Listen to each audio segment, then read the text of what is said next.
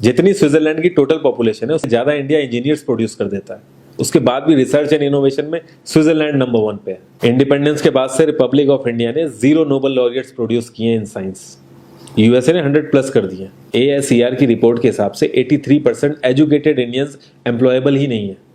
और ये जो सुंदर पिचाई सत्या नदेला की हम बात करते हैं, इन्होंने भी आगे चल के अपनी एजुकेशन बाहर से ही करी है। और ये सारी चीजें जो मैं बोल रहा हूँ ना, इसका रूट कॉज फाइंड आउट करने के लिए हमें थोड़ा सा पीछे जाना पड़ेगा। जब ब्रिटिशर्स हम पे रूल कर रहे थे तो ईस्ट इंडिया कंपनी के सामने 2 मेजर चैलेंजेस थे। एक कम्युनिकेशन विद इंडियन, दूसरा वर्कर्स और क्लर्क्स की बहुत जरूरत थी उन्हें।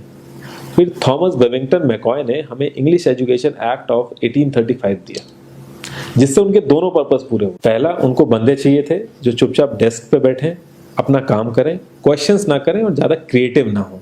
Second, communication in English. English सबसे ज्यादा बोले जाने वाली लैंग्वेज नहीं है, उसके बाद भी इंग्लिश एक लैंग्वेज की बजाय एक क्लास बन गया इंडिया में। रशिया, चाइना, फ्रांस, ये सब जगह इतना ऑब्सेशन नहीं है इंग्लिश को लेके जितना इंडिया में है।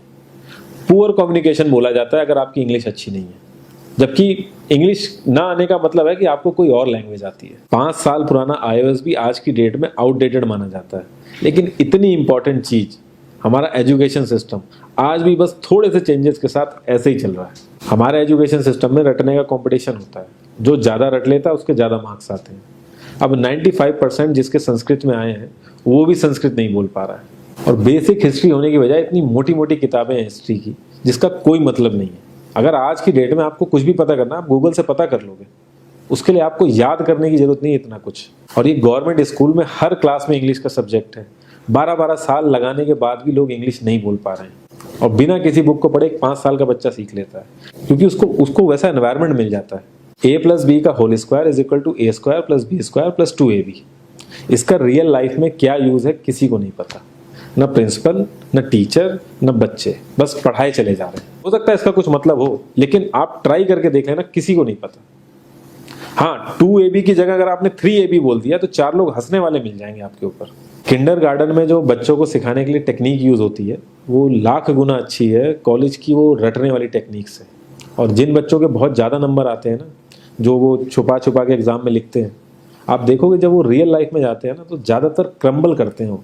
हर किसी को सेम सिलेबस और सेम चीज सिखाई जाती है बिना उसकी कैपेबिलिटी देखे। और क्रिएटिविटी का तो दूर दूर तक मतलब नहीं होता। अब एक लाइन से आप शेर, मछली, सांप, हाथी सबको लाइन से खड़ा कर दो और उनसे कहो पेड़ पे चढ़ो, उनको तो जिंदगी भर यही लगेगा ना कि वो तो किसी काबिल ही नहीं है। और द्रोणाचार्य ने भी पांडवों को उनकी स्किल सेट के हिसाब से उनको चीजें सिखाई, सबको एक ही चीज नहीं सिखा दी। और हमारे एजुकेशन सिस्टम में ज्यादा ऑप्शंस भी नहीं है। सबसे ऊपर साइंस, फिर कॉमर्स, और सबसे नीचे जाके कहीं नंबर आता है आर्ट्स का। आर्ट्स लेने वाले को तो लोग इतना हल्के में लेते हैं जैसे वो किसी काम का ही नहीं है। हर माँ बाप को तो इंजीनियर या डॉक्टर ही बनाना है। कॉलेज वाले अगर एक्स्ट्रा कोर्स रख भी देते हैं तो माँ बाप एंट्री नहीं कराएंगे, तो वो सारा पैसा बर्बाद होगा कॉलेज का। तो ऑप्शंस कहाँ से आएंगे? और बचपन से ही आपकी ट्रेनिंग स्टार्ट हो जाती है। माँ बाप, भाई बहन, रिलेटिव सब ये समझाते हैं अगर आपके मार्क्स नहीं आए और जॉब नहीं लगी तो आपकी जिंदगी बेकार। और लाइफ की क्रिएटिविटी को आप रखते हो साइड में, और ये अच्छे मार्क्स और अच्छी जॉब पाना आपका सपना बन जाता है।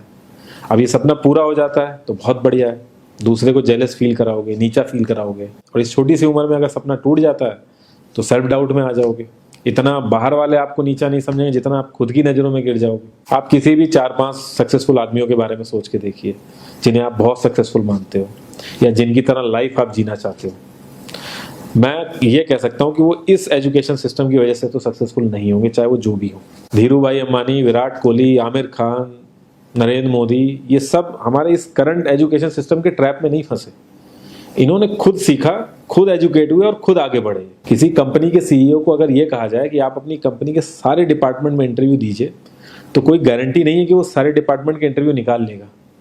और ये भी हो सकता है कि वो आधे से ज्यादा डिपार्टमेंट के लिए क्वालिफाई ना करे एजुकेशन वाइज, लेकिन वो पूरी कंपनी चला सकता है। तो ये जो एक स्किल है, इसके बारे में बात क्यों नहीं होती? लोग अपनी 25% से ज्यादा जिंदगी इस करंट एजुकेशन सिस्टम में लगा देते हैं ताकि अपने से कम पढ़े लिखे आदमी की कंपनी में जाके उसके सपने पूरे कर सकें। इंडिया का जो करंट एजुकेशन सिस्टम है, अगर वो इतना ही अच्छा है तो जो भी सेलिब्रिटीज हैं, पॉलिटिशियंस हैं, वो अपने बच्चों को बाहर क्यों भेज रहे हैं पढ़ने के लिए? इनफैक्ट पॉलिटिशियंस के साथ तो ऐसा करना चाहिए, जिस एरिया से वो जीते हो उसी एरिया के गवर्नमेंट कॉलेज में उनके बच्चों को पढ़ना कंपलसरी हो जाए, तभी वहां के गवर्नमेंट कॉलेज सुधर सकते हैं। 368 प्यून की जॉब के लिए 1.5 लाख ग्रेजुएट और 24,968 पोस्ट ग्रेजुएट ने अप्लाई किया।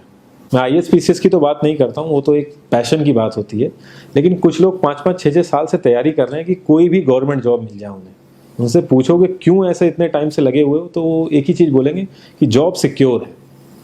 मतलब आप काम नहीं भी करोगे तो आपको निकाला नहीं जाएगा।